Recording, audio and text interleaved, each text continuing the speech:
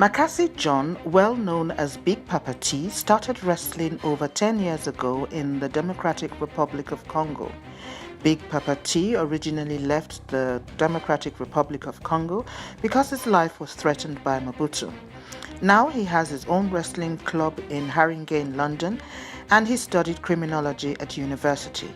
He is my guest on the Just Steve Show today, where he talks about his life in the Congo before escaping to England.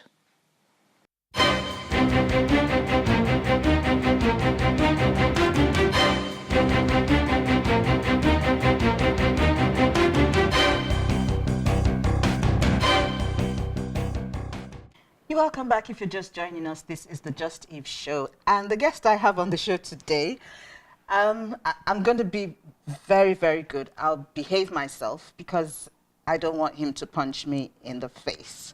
But that's my guest today is in the person of Big Papa T. You're welcome to the Just Eve Show. Okay, now we have a ritual on the show where we go back to the very, very, very beginning. What were your growing up years like? I'm the third child of 36 kids. Ah, 36? Yeah, my dad had 10 wives. My wife was Army General in Congo. My mom was the first wife. And we used to live in the palace, a big house. Because as my dad was a general, so they give them big house. And then I spent all my study in the boarding school since year 4 to year 12. And this was all in the Congo? Yeah, that was all in Congo. Then after, because my dad, they arrested my dad. My dad was arrested by Mobutu, who was the president. Why was that? That was in 1978 because he was his friend. You know, in the politics, when you help someone to become the president, you have to kill. You have to kill. They have to kill you. Let's so get that's how this it right. works. So your father helped the president to become the president. Yeah. So then that meant that your father had to be killed. Yeah. That's strange. So that's in political business. So because he knows more about Mobutu. So your dad knows more about Mobutu. Yeah. Okay, so I'm trying to get my head around around this. So why is it because they don't want him to say anything about Mobutu? That's why he had to be killed. I mean, that's typical Africa politics. So when I help you in something like in a politics, like to become a president, mostly, so you have to kill me because I'll know more about you, and then I'll know respect you. Like it's like in the politics, you don't like that friendship. So you have to be the boss, control everyone. You control everyone, but this is someone who's helped him to become the president. So why would he want to do away with him? Just for, I mean, is politics that dirty? Yeah. I could say that that's politics, yeah. Oh, wow. Okay, so what happened? Go on from there. Yeah, and then when they arrest him, they give him a death sentence, well, because he was king of Baudouin, king of Belgium, bodyguard, and then the king was like, oh no, just leave him, just let him die in prison and kill him. So that's why he stayed there for 6 years. Between there, I joined the army because I was like, wow. So my dad was in prison for nothing. For no reason. Yeah, for no reason. And then I joined army. That's the time I went to join army. So it was because you were upset that your father was in prison that you decided to join the army. Yeah, by the time I was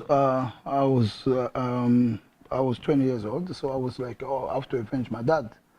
So I joined army really just to avenge my dad, okay, so and what was that like for you, being in the army? And forgive me if I ask it, put the question this way. Yeah. Did you have a plan to get your dad released from prison? I didn't have a plan because his situation was like a state situation. And then, nobody's above the president. So I was like a mad I was like, I could not even understand myself because I was like seeing my dad in prison, and then what I could do. So why not do something? That's why I joined the army. I went to do the sergeant school. After 9 months, I became a sergeant. And then I went back to Congo, and then they released my dad. I went back to the capital, to Kinshasa, Okay. and my dad was released. When they released my dad was like, come on, you're a sergeant. What do you want to do with the sergeant? I was a general. Look at me now. Then I explained to him, I tell my dad, I like it really, so I want to do this as my life. And then he accepted. He took my sergeant rank, and then he went to his friend. He tell his friend to look at my son Jean. You want to be, he's a sergeant. And then I was sent to the officer academy. Then I became officer, lieutenant. Then when I moved back, after a year, and then my dad was really, he was like, oh, I don't like it to be in the army because it's very risky. They don't like me. Yeah. Look at the way they did to me. So you'll be the next one. And then after 2 years, he died because they was feeding him poison. Oh dear. Yeah, when he was in When prison. he was in the prison. Yeah, for 6 years. He was given poison. Yeah, for food, 6 yeah, years. in food. It was partially blind. He could not see properly Oh dear. because the poison was like, that's very So strong poison. it was something that, would it be true to say that they wanted him to die slowly? Yes, something like kill him slowly, yeah. Wow. Yeah, and then when he died, then I went to join the commando elite. I stood there for 4 years. I became elite of my country. I done sabotage, presidential intervention. And then by the time Mobutu, the president, was coming to his town, so we as elite, we should go protect the president and his bodyguard. So that's the time he knew Chikeva's son was around.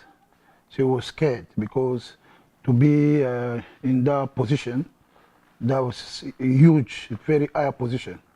So it was only 5 officers in all Congo to be in that position. And then I was threatened by Mobutu, so I should be the next one to be killed. Then I ran away, I came here. You came to UK, came to yeah, the UK. yeah. Oh wow. We're going to take a break right now. This is really chilling to me. We're going to take a break now, and we'll be right back You're right, after yeah. this.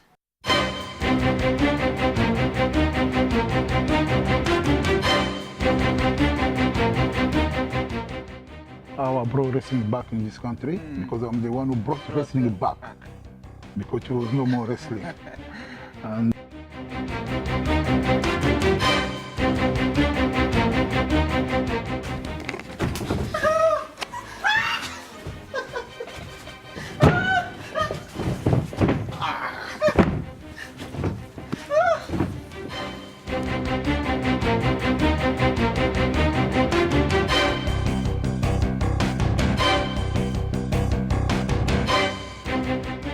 You're welcome back. If you are just joining us, I have as guest today a very brave gentleman, even though he's in the army, Baba T. You're welcome again. Now, this story you're telling us is very, very touching. Now, so you, can I ask, what was the process for you running away? How did you leave the Congo to come to the UK? it was not easy because I was well known in my country as the army champion in wrestling. In wrestling. We're going to come to that. Yeah, I was in the news, TV, and then I decided to leave Congo by, going through the airport. So that was not really easy, but I didn't have a choice. I went there, and then I was spotted by someone from immigration. And the guy said, oh, I know you. Where are you going? You Chikive? So I arrest you. I said, okay, it's not a problem. You arrest me, okay? I'll spend time in prison. When I come out, so you finish. I'll finish you. Then say, okay. So let's deal. Give me some money. Then I give him $100 to share. And then... What year was this? That was in the 90. In the 90s? Yeah, 91. In the 1991, yeah, yeah. Okay. Now, coming to the UK, what was that like? What did you do when you arrived? How were you integrated into the UK system? So when I came, I was like, I didn't know how to seek asylum, but I've been told like if you go there, you let everyone pass. So then you go to the immigration board, Yeah. just tell them, okay, I'm here for immigration, for asylum. So I've done the same thing, but I had all my army diploma Yeah. and my commando certificate. I went to the shoemakers, they put it between under the shoe. So I open it, take it out, and bring it, show to the immigration officer. They say, oh, all right, come on inside. So gave me through, make me sit down aside. They got all my details, and they call a car, and then they give me a place to live. Wow, Yeah. lucky. And then it took almost 8 years. So I mean, there was like, because when you've been in the army, normally if you move, like most of my friends in France, when they move, they leave the country, move to France, it takes them almost 3 months or 6 months to get granted. So in my case, it was like 8 years. So I spoke to my solicitor. I say, oh, so why is it taking too long?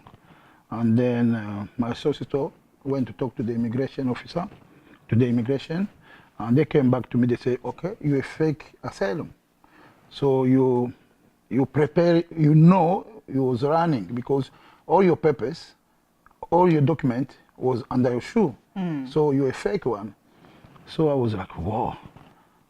So there was like, if you have to wait, so you don't have to keep asking because you're a fake one. And then I was like, oh, I'm the European wrestling champion. By the time I was already a European wrestling champion. Then I showed them the newspaper and then a picture of me winning the fight. Oh, then the director was like, oh, sorry, we didn't know. Okay, we grant you we accept you as immigrant. Yeah. Okay, let's go back to the wrestling. You were in the army. Why did you want to start wrestling? No, it's not.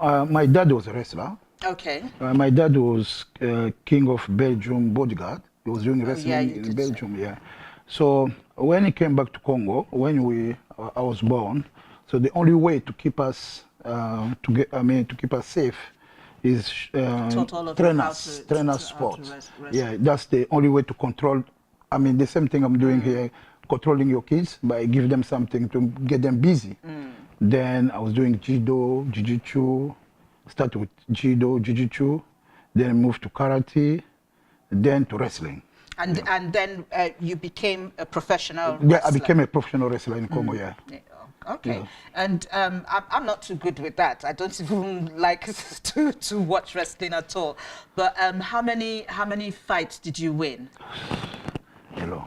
A lot. A lot. Okay. Would you have a rough idea of how many fights you had? Yeah. I was that was one day I was sitting down with my little boy. He was asking me the same question. So in Congo we used to fight Monday to Sunday, every day fighting. Every day? Every day. Oh, okay, so I can understand why you probably wouldn't know how many that's fights. A lot. That's a lot. Really, But like a year could be like 200 something, 300. Wow. I'm telling you, that's serious. And you did that for how many years? 1978. That's wrestling, yeah? To 2005. Then I Okay. stopped there. Have you ever gone back to Congo since you? Yeah. I'm the sport ambassador in Congo. Oh. Yeah. So everything is fine now. It's fine now, but now it's 50-50 because my records of commando saboteur, that's very bad.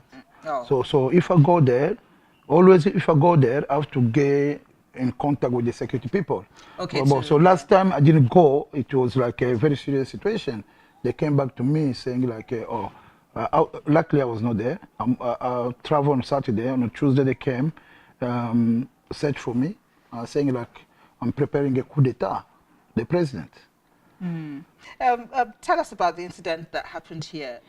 Yeah, over here, when I was in Congo in 2006, um, I was doing a project about homeless, the homeless kids, street kids.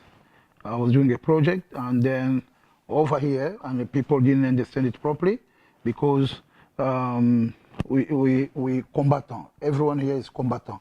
Combatant is someone who fights for his country. Yeah. So I've been a combatant since I was young because I have to go army, stand up against the government, and then stand up against Mobutu. So as a combatant, then I move here as a combatant because everyone in this country is a combatant. Because when we come here, we say things against the country. So they have some group, they didn't understand it properly. They came back. I was in Congo. They set fire on my wife's car.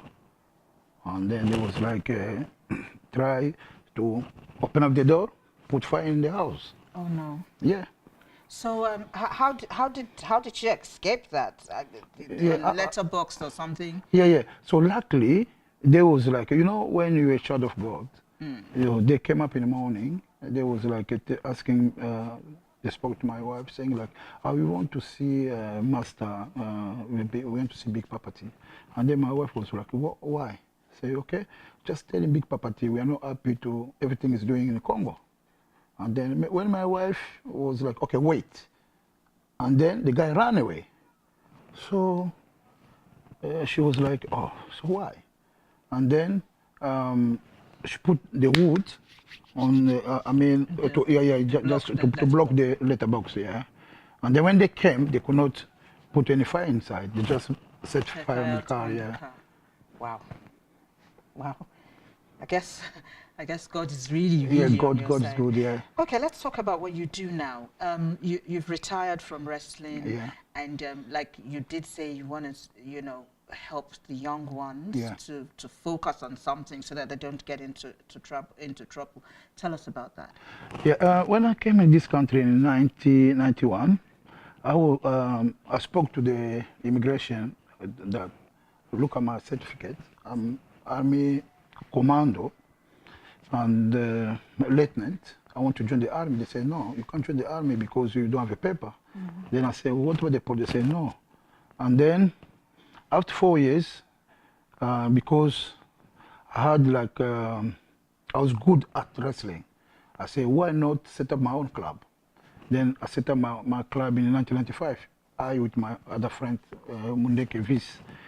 And then when we set up our club, we went to the competition, we won, and then we came up, my club was the first in the British Wrestling Association. And then the head of the British was like, oh, guy, you are the first black coach in the UK. Since UK is UK, we never have any black coach. So I was like, whoa. And then the head of the British Wrestling was saying he wanted me to work, me to be in the CEO, in the group of the British Wrestling. And then I told them I'm a pro wrestler. And then the guy was a very good guy because he liked me. He gave me a big daddy, a former wrestler who used to be big here. He gave me the contact detail. Then I called them. And then I've been called there to go there to do a test. When I went to do a test, I beat all the club. When I beat all the club, they was like, whoa. And then I've been accepted to do a match for the European Championship belt. Then I won the belt. When I won the belt, I decided myself, okay, because I was living in Tottenham. By the time Tottenham was like a really, 3 years back, they cut off the police head in the Tottenham, in Broadwater. So I have to do something because my kid will be living this environment. Then I set up a charity helping kids, get them from the street, train them, help them to become someone, to be positive, to become champion. And then I'm still doing it. From that, I won more awards. in the borough, at uni, and almost like 4 awards already Oh, that's about this. awesome. Yeah. Well done. You know, when you're doing wrestling, most of the wrestling champion, they ended up to be to do movies. Then I done my first movie was in 1999, Rampage of Wrestling. How I brought wrestling back in this country because I'm the one who brought wrestling back because there was no more wrestling. I done another movie with my own son, Jamie. That's a documentary movie, like voodoo wrestling. It was one of the best at the university, Minnesota University, the best documentary. And then in the British Film Institute, it was voted as the best. And then recently last year we done the Legend of Tarzan. The Legend of Tarzan. So I'm doing the movie now. Wow, wow. Look at me sitting here listening to you speak. Well done. Well Thank done. you very Well, much. that is awesome. Yeah. We have to go, but before we go, there are two things we're going to do. Yeah. You're going to look into that camera and say something to the young ones out there, anything that would inspire them. I could say, be a young is not easy, but we are there to help you. Help you from your young adult to your journey to adult. So we're there to help you really. So you have someone. I'm here. I live in Tottenham. I run a project for you young people. I have a club, Haringey Racing Club, helping you to focus to do something in sport to become champion. Also, I'm a British wrestling development coach. So if you're strong enough, you're strong enough, you see yourself, you fit, come to me, I'll help you to become someone in sport. Thank you. Thank you very much. And then the last bit, I understand that you said because you are 56 years old, you don't want to wrestle again. No. Okay. But I do give my guests a challenge sometimes. Yeah. So you are we're gonna go in the ring, both of us. I know you're gonna throw me out, but we're gonna do that. Fight me. I should fight you. You fight Big Papa T. Yeah, I'll fight Big Papa T. Yeah, I will. Yeah. That's for how much? For how much? Yeah. Okay. How much would you want? First of all, do you have insurance, life insurance? I don't want to fight you again. No, we'll just play around. No, we'll play around, We're no going to do that? No problem at all. Thank you. Thank you. Thank you very much for coming on the show No today. problem, I'm at a point, I'm lost for words. I'm hardly ever lost for words when I'm talking to my guests, but I am at this. Well done. Thank you. Thank you very much. It's very courageous for you to have taken this journey. Well done. Thank you. Thanks Thank you. for I respect you. Thank you. Thank you. Well, that's our show for today. I don't know what to say. I'm so overwhelmed by this. But you see, the good thing about the show is that we bring on people here that will inspire you out there. And I hope that you have been inspired and taken something away. Well, that's our show for today. We're going to do this again sometime soon. I remain Evelyn Obaho. Goodbye.